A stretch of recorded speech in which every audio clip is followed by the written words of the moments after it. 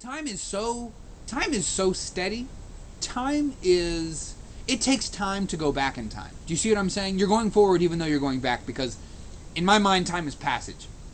And there are a couple hints to this on my site, but time, yes, it's arbitrary as a term, but it's an important one, significant one, just like love. Arbitrary as a term, trying to nail down to some degree, or basically label. That's really all it can be. You're not nailing down any details by saying love. It doesn't clear anything up.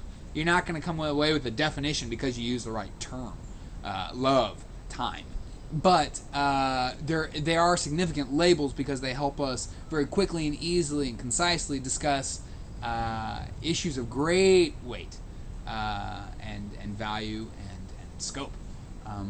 So passage I look forward to, and it's because time is so constant, and time was way here before you got here and way here after you leave, that it's important to consider, I think most of all, where you're going into the future, and that is with your offspring, your progeny.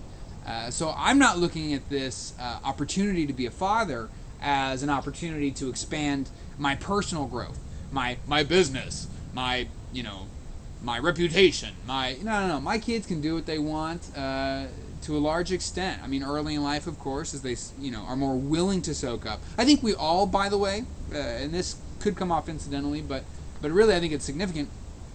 We are all still sponges. We always look at kids. Oh, the little sponge. Look at that. The kid's just so curious. The kid's just learning everything every moment. It's just, look at that. We lose that, it seems, as we age. But I don't think. First of all, we lose it as we age. But I don't think it's because we've become adults. Adult is another term that's more of a label. It doesn't provide many definitions. And adult is a very difficult thing to wrap your head around and make sense of and formulate in your own individual way. What I say of adulthood, the only thing I personally know of adulthood is that it's a choice. That's it. All I know of adulthood is a choice. What that choice is, I have no idea. I just know it's a choice. So that's about adulthood. But we do cease to be quite as absorbent, it seems, and I think it's because of willingness, interest, desire. And I think this is why, as I head toward immortality, I think it's just essential that I always be amused. If you can't be interested in your own life, if at the moment you don't find interest in what you are and what you're doing, I think it's so important to at least be amused by it. I think life should be, at the very simplest, at the very least, amusing. Really. So be amused. Make sure that life is amusing, and hopefully you'll find it of interest too, so that you can reclaim the absorption that happened at the beginning of your mortality.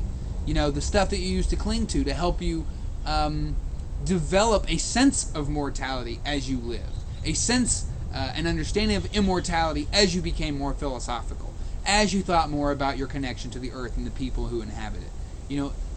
Return to the questions and finding your own answers, the way we did as kids when we didn't know the details. We presume that as adults we know the details. I think it's just because we take things for granted. I think it's an important safety measure. You have to take certain things for granted, because if you didn't trust the chair, you might not sit down. It's important to learn the rules, as it were, and then just kind of realize slowly but surely that there are no rules. Simply,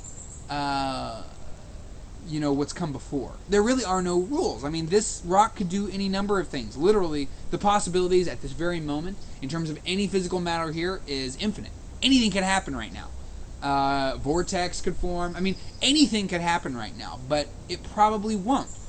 In fact, what probably will happen is what we have logged in here as the most probable, the most likely to occur, and that reality has deeply informed my sense of passage. It's the understanding that in the great spectrum of time, life, existence, being, really you can only have so much of an effect. But keep in mind, like I said, everything bounces. Things before you bounced and things after you bounced. So what you'll do is, with every drop, of course, there's a shock wave. and this shock wave actually affects other drops. And so, particularly with the seemingly small incidental drops, the details, you get this big drop, you have a cluster drop, little tiny drops pop out, and it's the other, it's the waves coming off these other clusters that bounce them into slightly different territory. It hits the target that you were going for, but it hits the edge, which means it bleeds a little bit over into territory that you hadn't even considered when you made your first decision or reaction or action. All weighty stuff that is phenomenal in the case that you're not looking to have kids, in the case that you don't have a partner, in the case that you do die without anyone caring. All of that is wonderful in the case that you are literally dying the hermetic life. And really going from there, including people, adding in more drops, you're bound to be affected.